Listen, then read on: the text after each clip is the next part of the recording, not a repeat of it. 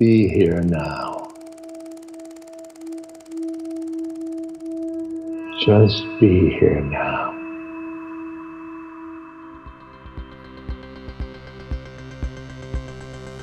Welcome to the Set and Setting podcast with Madison Margolin. As a journalist, Madison has spent years exploring the intersection of psychedelics, cannabis, and culture. This podcast brings together thought leaders from today's psychedelic renaissance to talk about the role of psychedelics in our inner and outer lives. You can support this podcast and find additional resources at BeHereNowNetwork.com/Madison.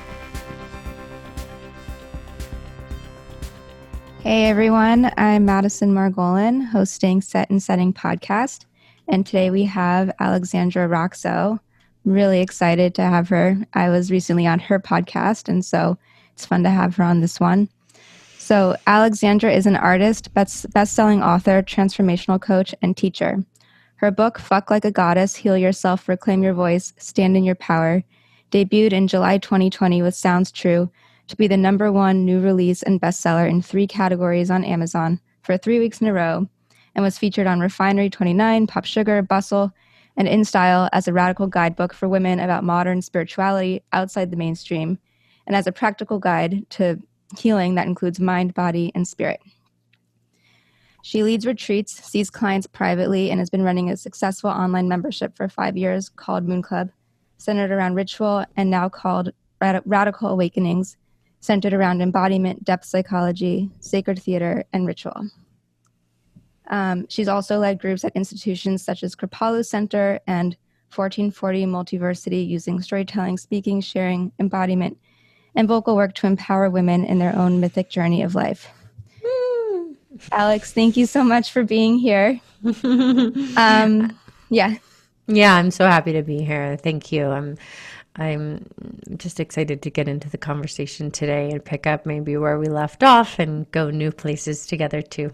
Definitely. So I actually learned about Alex's work, I think maybe like 5-6 years ago at this point, when I was living in New York. And I had a roommate who was really interested in a web series that Alex was doing called Be Here Nowish. And you know, I found it really relatable just because we kind of all aspire to, quote, be here now. And I think the ish really added a cute human element to it. You know, I know she's gone on to do all these other things, but Alex, do you want to sort of start off with how you got to the point where you're at right now through your journey? Yeah. And it's funny because you're calling me Alex, and most people don't call me that, but people around the time of Be Here Nowish, they were definitely that, like my New York days. I'm like, oh yeah, I haven't I think that I tried to be like, I'm Alexandra. It reminds me of that time, to be honest, because that was definitely, or people would call me Roxo too. Like I got a lot of like Roxo, because it's my last name. And yeah, so I've been an artist and a writer and a creator since I left high school in Georgia and went to NYU for writing, creating, art, theater.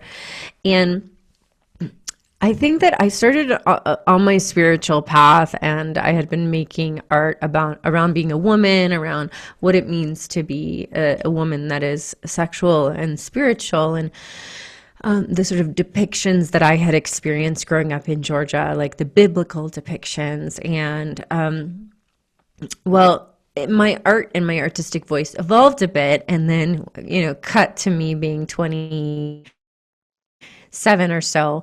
And the most important stuff in my life at that time was just like, oh, I'm on a spiritual path, but I'm living in New York, and I'm juggling like how to make money and like how to like spend the money also to like go to this ceremony, and like I want to go to LA and I want to do this retreat over here, but then I want to go out and party. And so it was like the show Be Here Nowish was my way, and my collaborator at the time, Natalia, our way of encapsulating our lifestyle and the sort of ridiculousness of like, you know, the ish part. Like, we're committed to this path, right? Like, okay, we're committed to this path, we're meditating, but then we also want to be kind of naughty.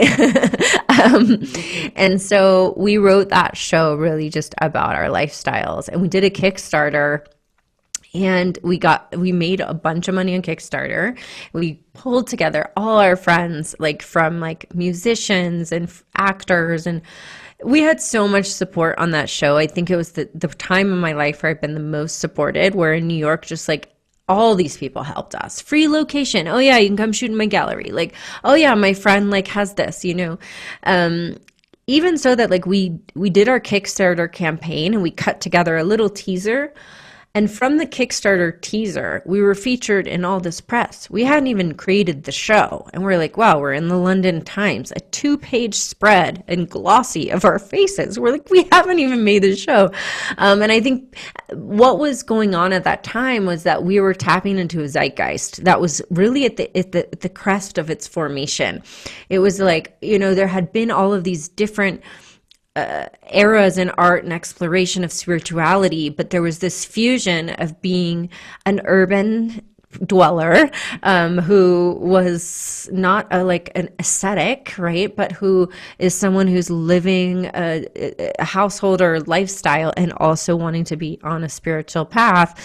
And we were tapping into the absurdity of it and the humor of it. And I think it just spoke to a lot of hearts. And at the time, it was very niche because I think it was ahead of its time. Like I said, it was just like the crest of the wave was just forming. Now there's like thousands of meditation teachers and courses. This was 10 years ago. There were not then. You know, this was before big Instagram boom, TikTok boom. Like this was, you know, yoga that there were like many yoga centers, but it still wasn't commonplace to have a green juice, right? And so much has changed within this space in the last 10 years, from talking about health or wellness, meditation, yoga, plant medicine.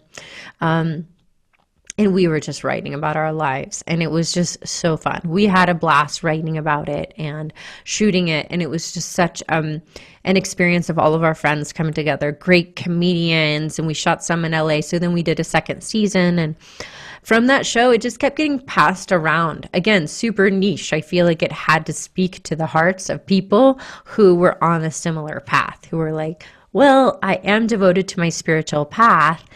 And, you know, I am in a phase where I'm like exploring my sexuality or, you know, whatever it is. So that like this idea of, oh, you have to be, you have to have a guru and you have to do it this one way and you have to, this is what spirituality looks like.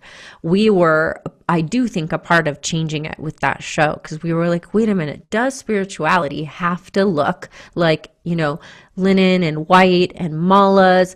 And I mean, bless all of that because it's all epic, but we were just questioning that for ourselves at the time. I mean, I agree with that so much, only because, you know, I grew up in the kind of Ram Dass space, and I saw a lot of people kind of wearing their spirituality on their sleeve, literally, right? Like what kind of clothes are they wearing? Or you slap on a bindi and, you know, kind of a notion like what kind of cultural demographic you're a part of. But, you know, I've always asked myself the same question, is like, how deep does it really go? And so I think, you know, through that web series, it kind of shows like you don't have to necessarily, you know, be outwardly expressing your spirituality. You know, but my question, I guess part of my question is, and you mentioned like, you know, 10 years ago when you were doing this series, all of this wasn't as popular. So do you think that it would take off in the same way now? Like, do you think it's become easier or, you know, kind of less out there to kind of have the same expressed? Yeah.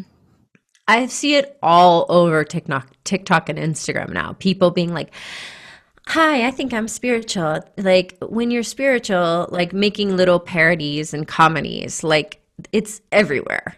People make parodies and comedies around spirituality. And so it's interesting because I don't know if they saw Here Nowish, if it was just a part of like this collective sort of shift that, you know, sort of stretched the edge. I think people that are kind of in the visionary space, or that can forecast something before it's going to happen, they don't always get credited for it, because they're the one who's gone out on the ledge, and then before it becomes mainstream, basically, and it's like the sort of tongue-in-cheekness. Now we can see it all over the internet. I think, there's so many memes about being spiritual, and so many coaches or different people making videos about like parodies of them with sage and crystals. And so, it's and now I'm like, I don't want to do that now, because now that's super, everybody's doing it. Fuck that, So working backwards a little bit, how did you first kind of come upon Ram Dass, and how were you first inspired by Be Here Now and his other teachings? Yeah, and Be Here Nowish obviously was named after Be Here Now, and it was actually a girlfriend of mine at the time who came up with the title, bless her, and it was just like, how about Be Here Nowish? And she never really got a full credited for that little ish, but yeah, we appreciate you. I remember almost the exact moment that I opened Be Here Now. I had just graduated from NYU, and I was sitting in my friend's apartment on 13th Street between 5th and 6th Avenue. And I had been entering into a phase of my spiritual awakening. I think I was 21.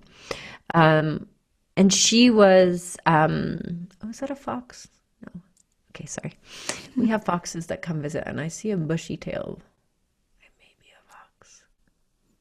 Maybe a squirrel, I can't tell.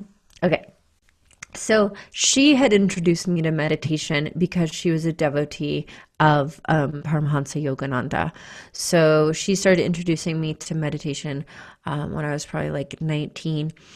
So I was already going to yoga and also meditating, and I had been on my spiritual path for a while. My mother took me to my first spiritual teacher when I was 12, he was also a psychic medium, and he taught me about karma and really explained to me at a young age. His name was Bobby Drennan. He's passed on now, but he was very low profile. He chose not to be in the press, and there's very little out there about him, but he did write a few books. And he explained to me when I was young, just like, you're on this stage of life, and you have these rocks that are tied to your body, and you're going to spend your life, finding a way to liberate yourself from these weights upon your soul, and I think that sort of stuck with me.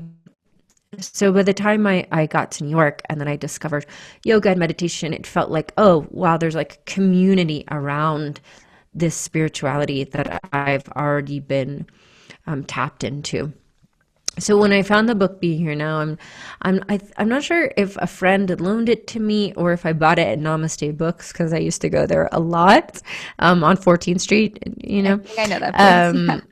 Yeah, I think it's changed over the years. It's had like several different iterations, but I just remember having a full experience reading that book and being just in it, like a full, psychedelic experience, full spiritual experience. And yeah, something in me really awakened and opened. There was a deep, deep knowing and a deep, deep clarity. And I had already seen Krishna Das like perform a few times in New York.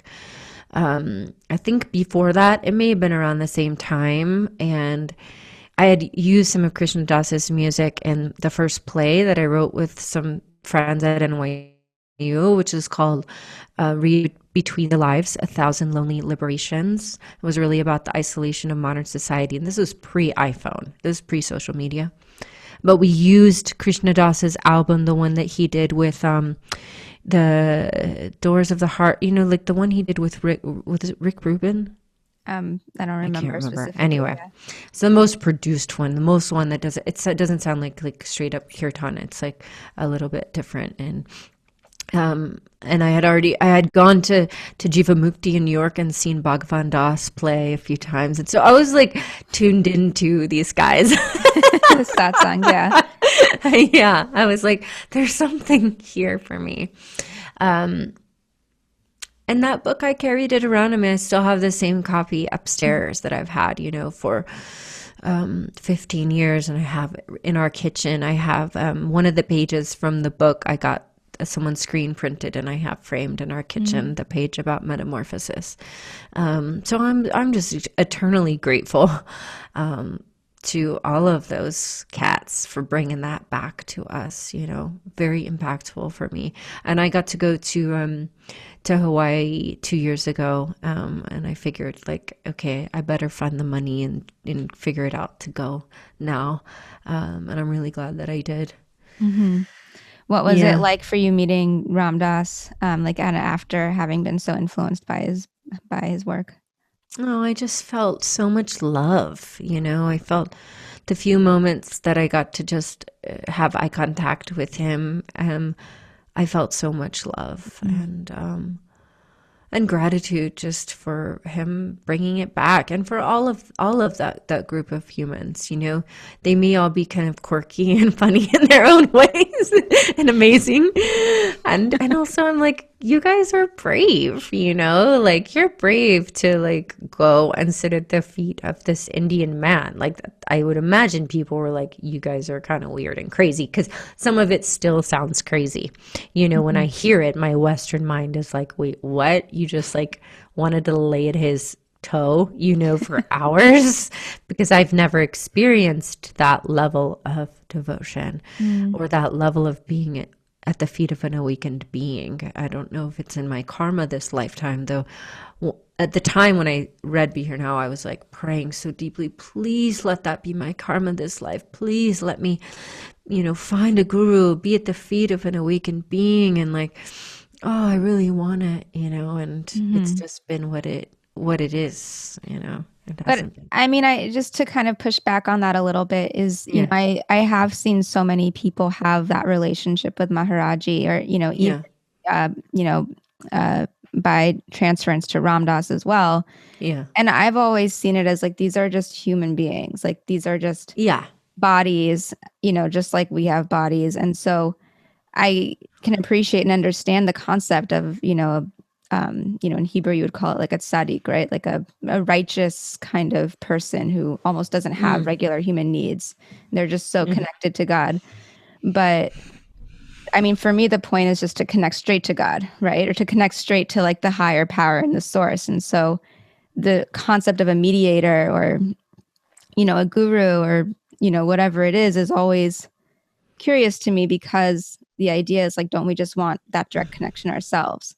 Yeah, I think so. I definitely know that, there are certain humans that carry particular transmissions, and it would be really great to get that transmission, to be close to that transmission. It's kind of like seeing an incredible mountain, that like, or maybe a beautiful waterfall that like, wow, I'll always remember the feeling, like it's in my body now, the feeling of that thing, which you could totally experience that from a psychedelic experience, from art, from sex.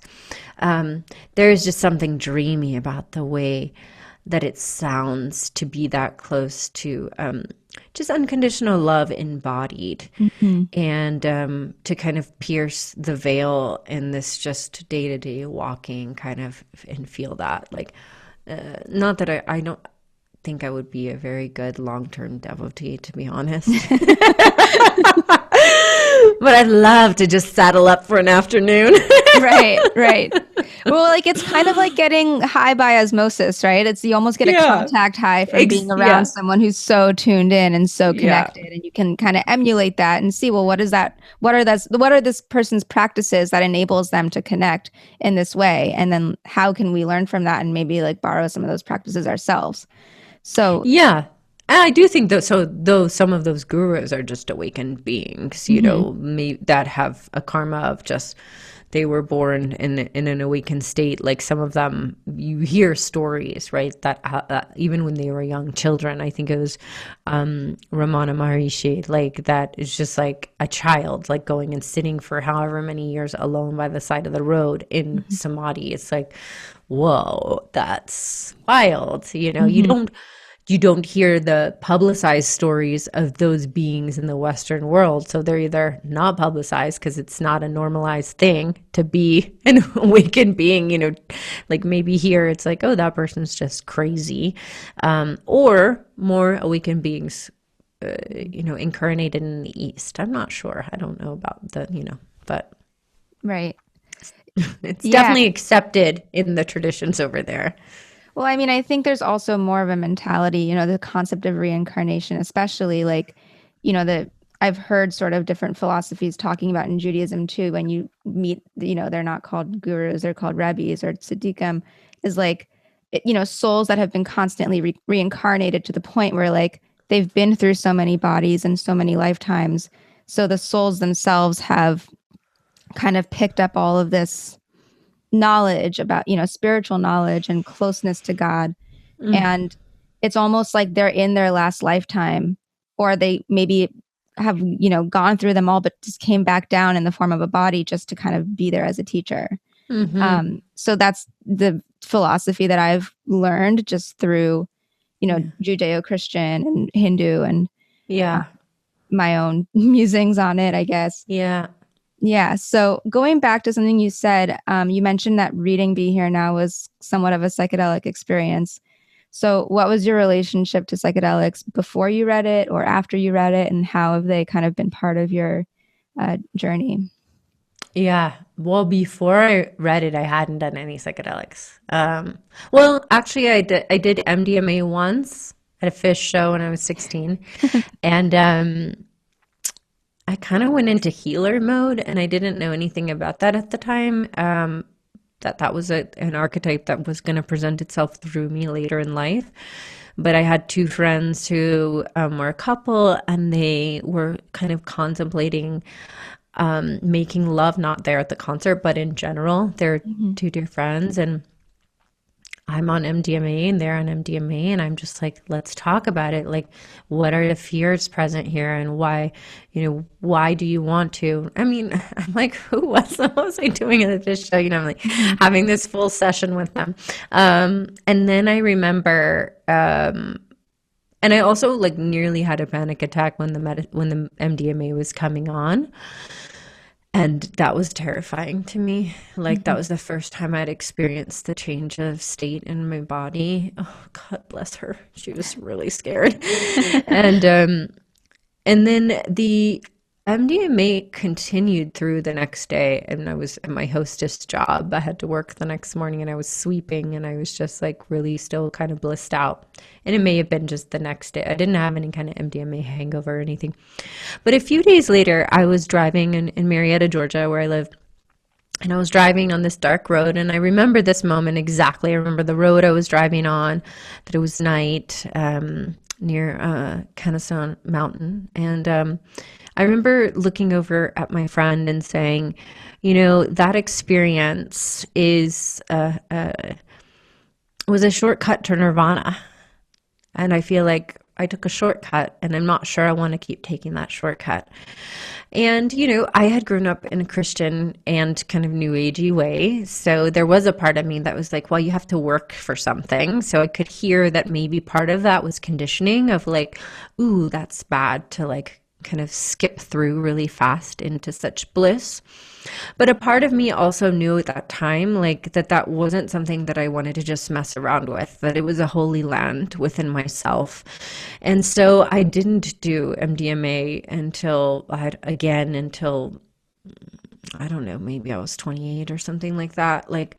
And so when I picked up Be Here Now, I had done that MDMA once, and I hadn't done anything else.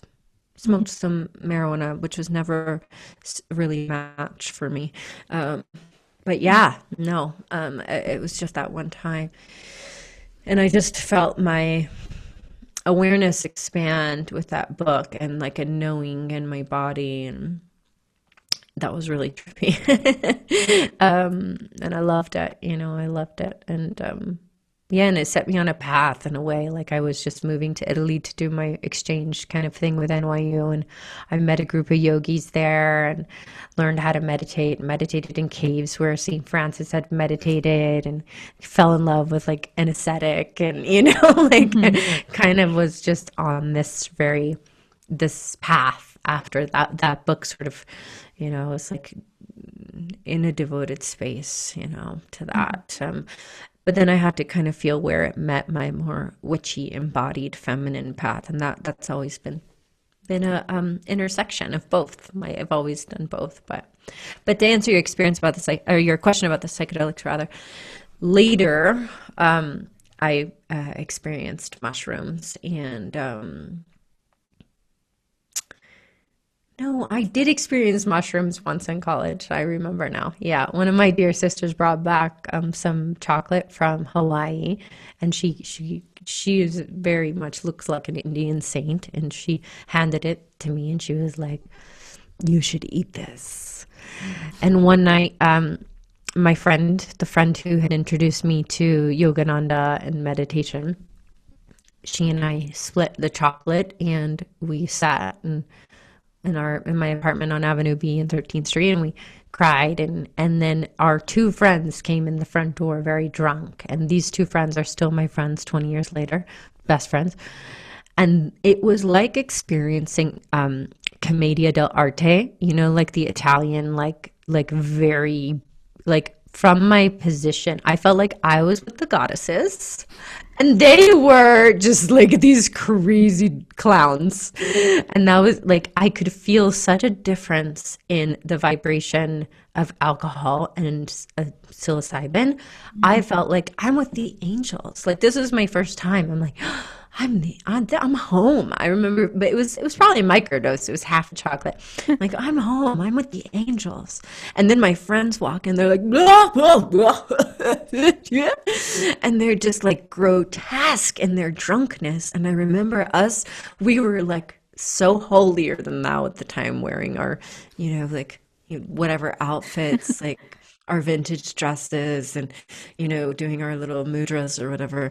But yeah, that time, that was my first mushroom time. And then later, in my late 20s, around the time of Be Here Nowish, is when I really started to experience psychedelics. And I met my friend Natalia, who we created Be Here Nowish together. And she was like, okay, you ready for this?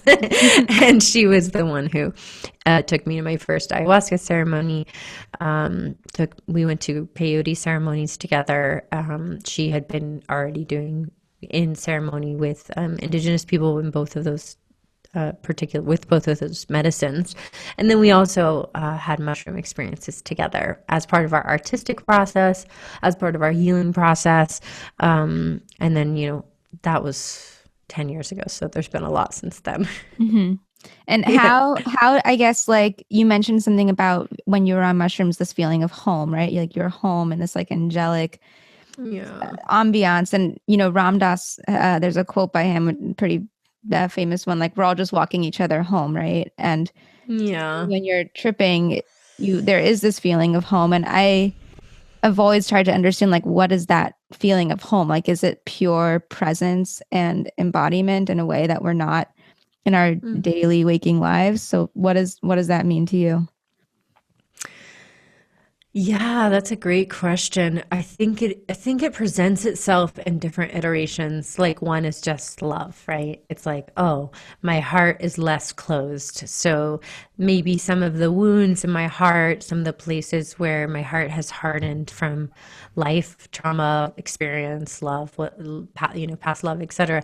So the medicine helping to open past those places, let's say energetically, and also in the physiology and the nervous system. So I do think there's that. It's almost like our being becomes contorted, right? And so our heart becomes imprinted by all of these experiences, and it assumes a new position. It assumes a position based off all those imprints, and then something like psilocybin comes in and not only energetically, but also like physiologically in the nervous system, like it can help you assume the original position again. It's like, oh, I can stretch back to my sweet heart, like even maybe pre-birth or maybe birth, or, maybe in my infinite self, or whatever that means, not to go into too of the woo-woo, because I don't even think you need to, because it isn't necessarily like a woo thing. It's a real grounded experience in the body. So one thing would be coming back home to the love that we are maybe when we were born, or maybe that the love that is possible to run through our body, as if there's a dam upon the river of love in our heart that has made itself over time, and something like psilocybin can come through and help that. Now, that's not an easy process. Does it just open the door for me? Hell no.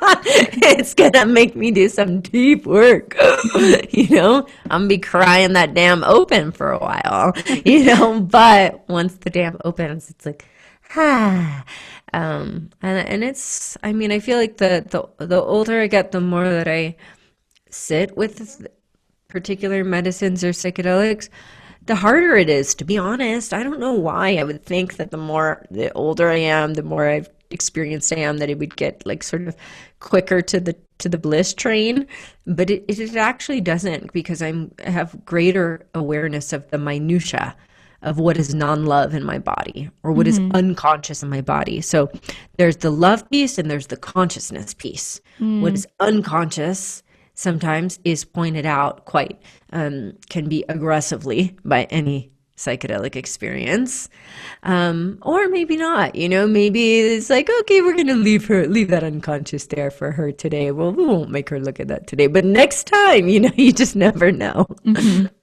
Yeah, that reminds me of, the whole concept when you talk about like the sympathetic nervous system and the parasympathetic nervous system, right? Where the sympathetic is like a state of fight or flight and nervousness and, just angst and kind of what, a state that a lot of us basically live in most of the time. Yeah. And is a state of trauma, essentially. Whereas the parasympathetic is the opposite, right? Like rest, digest, repair. And so when you were saying that, when we talk about home on like a metaphysical level or on a soulful level, it's also that feeling of like, what is being at home, right? Like where we can finally relax and just feel at peace. And that is the parasympathetic. So, which kind of leads me into my next question, which is, what are your practices now that kind of enable you to get into a state of being here now, or flow state, or just presence and embodiment? Yeah, it's a great question.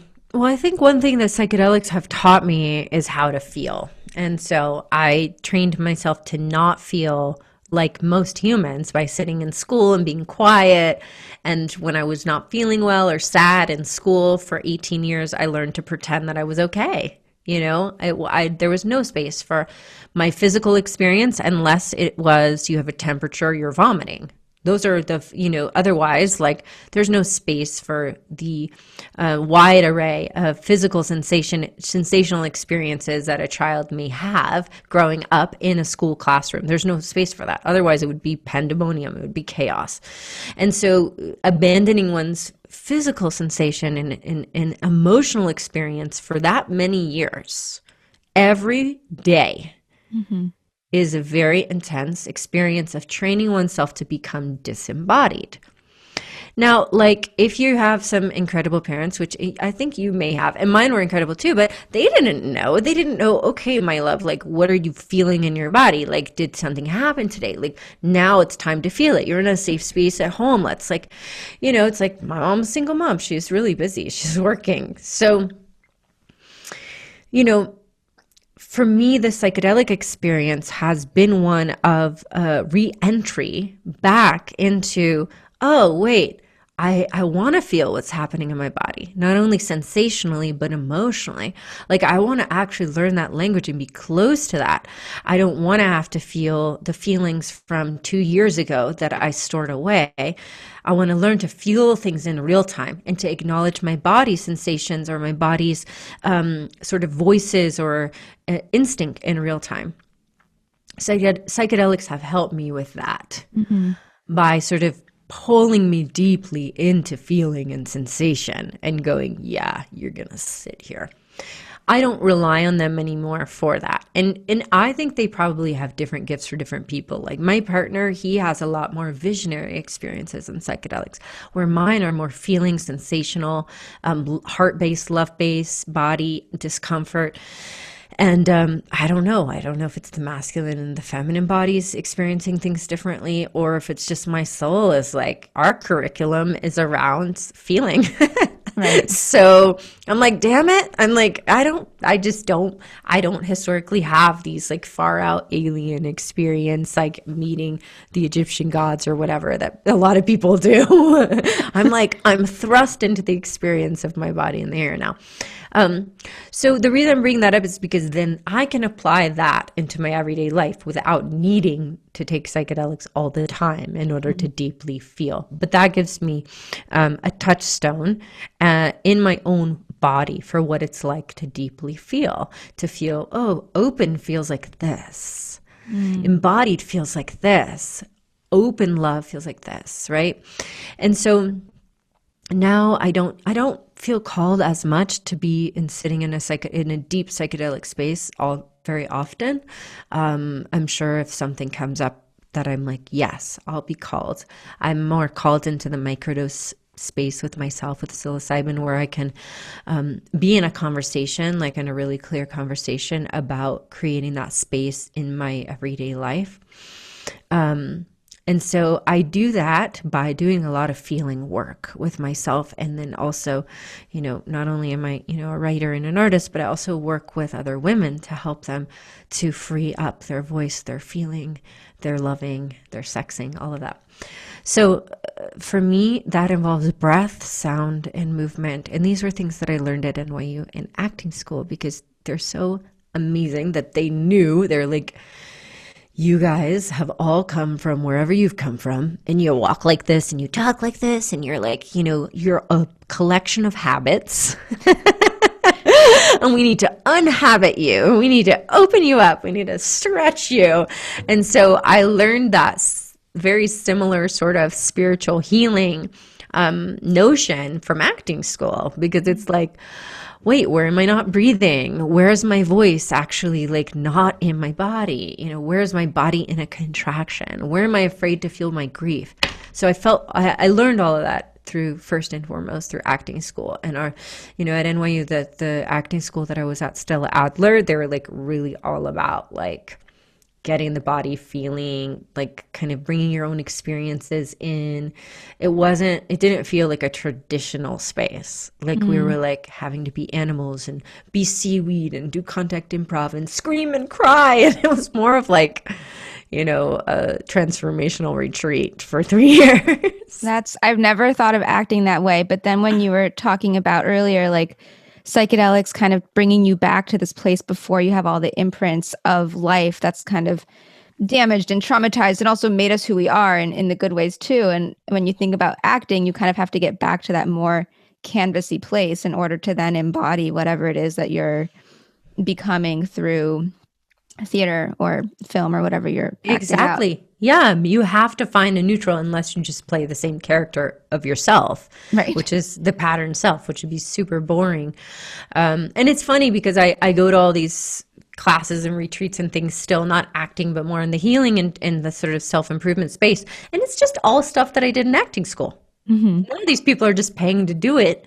And I'm one of them, but just for ourselves, because when's the last time that I jumped up and down on the floor like a monkey? Right. And like, that's super liberating for me. And it also reminds me of like psychedelics. You said when you first did MDMA was like this shortcut, and what you're describing are ways to not do the shortcut, right? Or to like remember what it's like and then get to that place on your own via the memory, at least.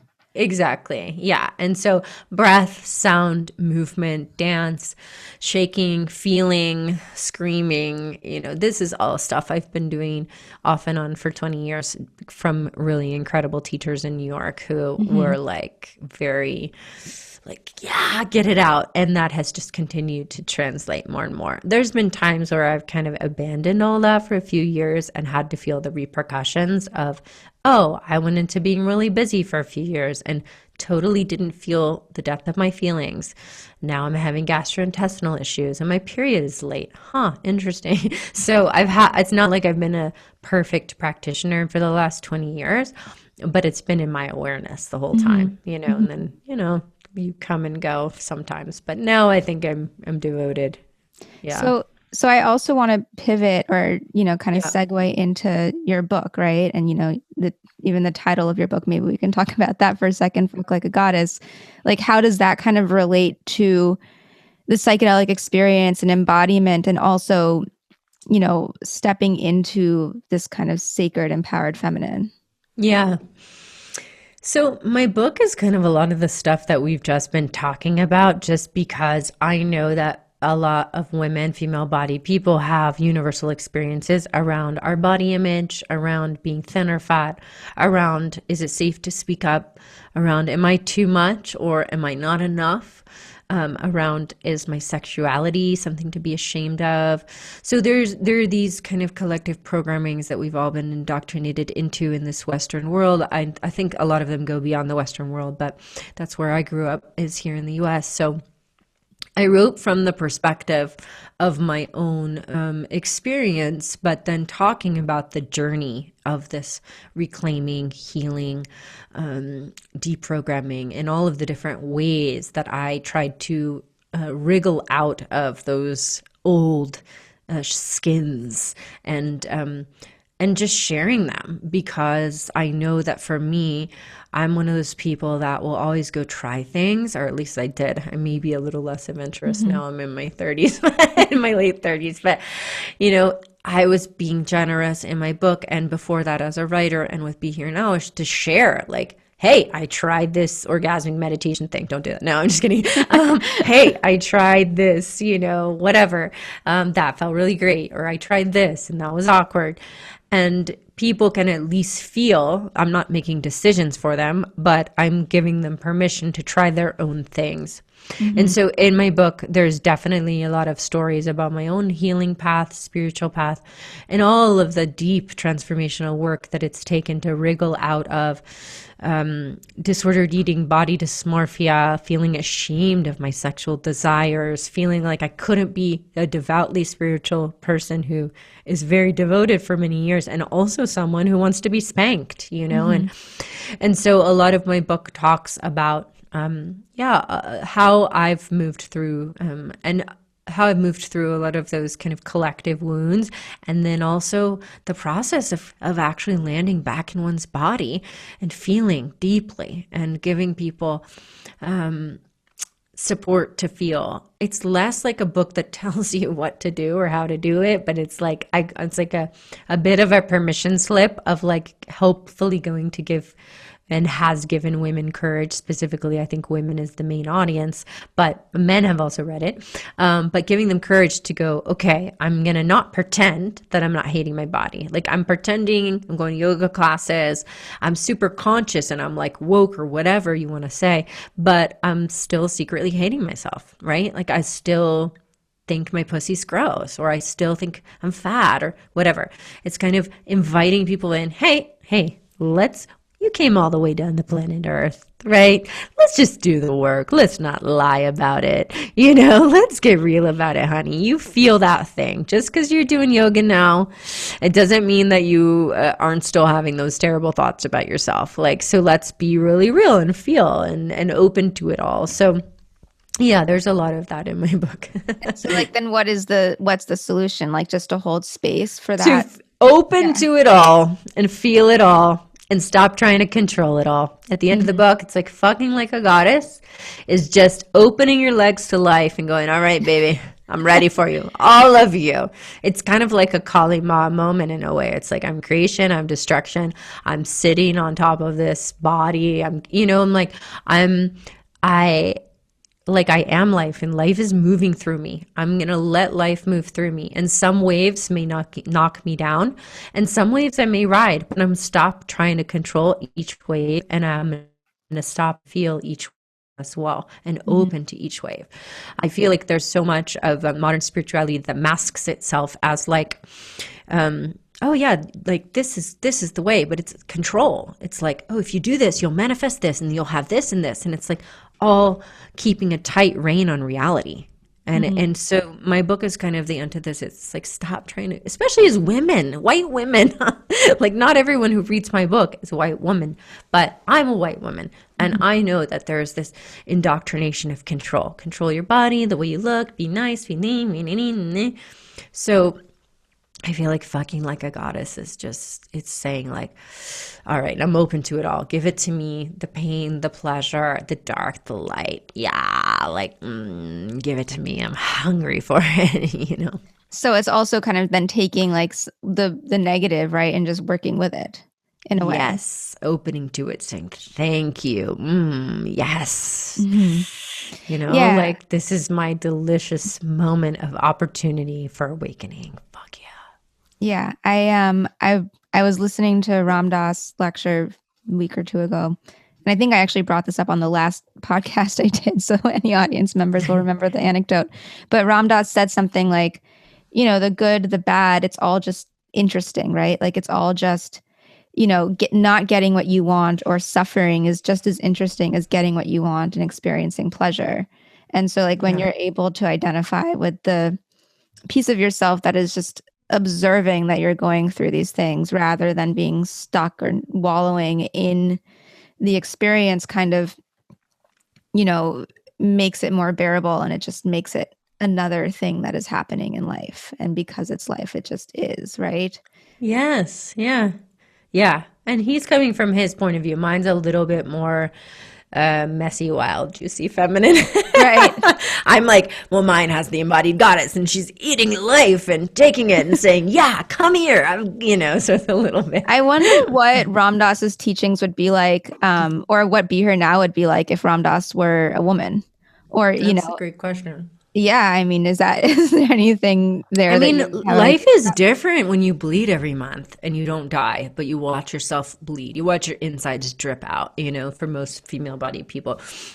And some don't have wombs, but maybe have had the experience, or, yeah, but life is, it's different, you know? When your body is on a natural cycle and it has to say, okay, now you have to lay down. You can't keep going. You have to be in excruciating cramps for today.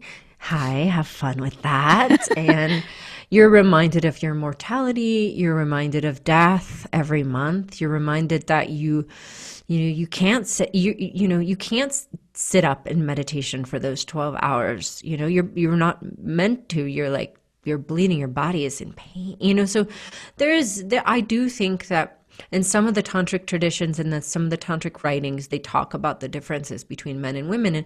And many traditions, women sat in a moon lodge or a red tent or whatever you want to call it, from different places where our cycles were honored in different ways. And I think that for me, that's where some of the pagan traditions or indigenous traditions or earth-based traditions are really important to female-bodied experience, I think, because they honor some of that natural cycles where, you know, the yogic traditions that come from that more ascetic background, of course, I think they were geared more towards men in general. So of course they're not like catered towards women's bodies necessarily. Right. I mean, I guess a period is really one of those things that does put you in your body. And so often I struggle to be in my body and to feel my feelings in my body. And, you know, when I get a period, every month when I like doubled over in cramps,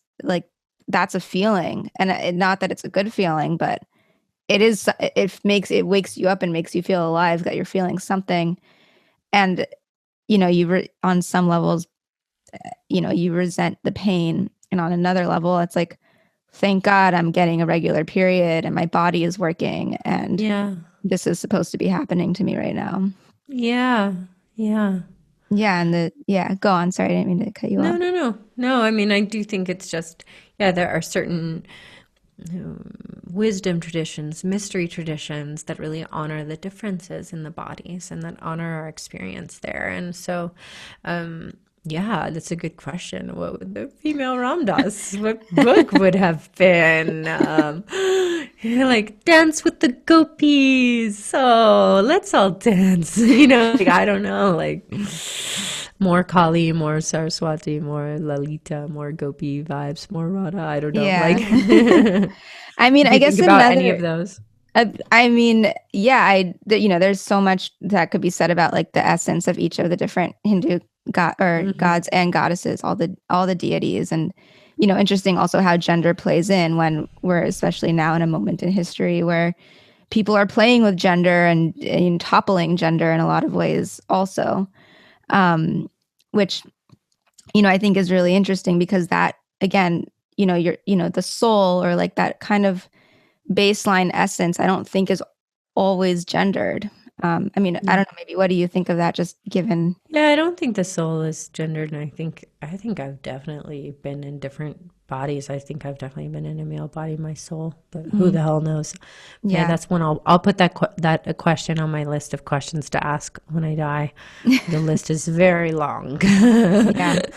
I hope I remember it on the other side. But yeah, I mean, it is interesting. And I also just come back to, and I'm a woman who bleeds, and that no one can take that away from me. Gender, non-gender, it's just the biology of my body, and it definitely is a thing. It definitely creates a lot of different experiences in my life and feelings in my body. Yeah, totally. Well, one last question I had was just kind of going back to, the concept of fuck like a goddess, for instance, like, at least I might argue that when you are having sex or kind of in an orgasmic state, that it's almost impossible not to be here now, right? Like when you're having a bodily experience that really just like is full body and embodied and full heart and full head, and everything is kind of like channeled into this one thing that feels like this very essential state, and it takes you also back to a feeling of home in a way. Yeah. But maybe like in a double blind, I think we've had writers talk about like how orgasm itself is like a psychedelic state. So I was wondering like if that resonates with you at all. Or...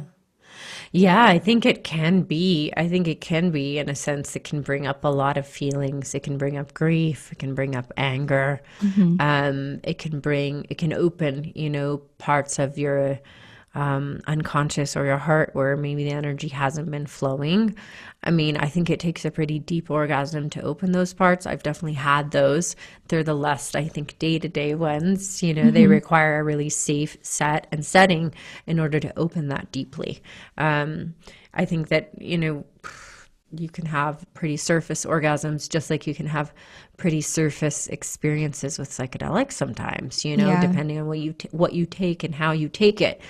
I'm less interested in that, but hey, I'm also human, so I think there's nothing wrong with that, and I don't want every orgasm to be like a big grief release.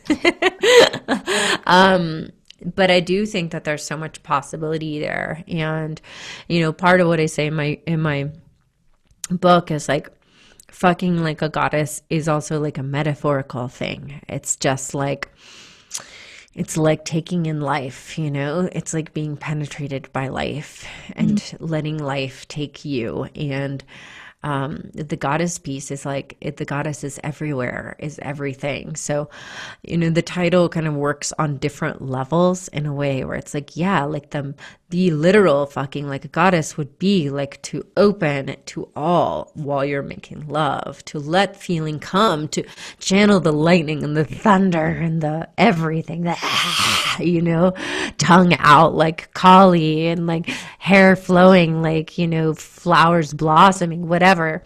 That's fucking epic. Yes, I do think that we can call forth different goddesses through our body in those moments. Not just goddess in like some pretty way, but like in the fucking deep, dark, like juicy, wild, free.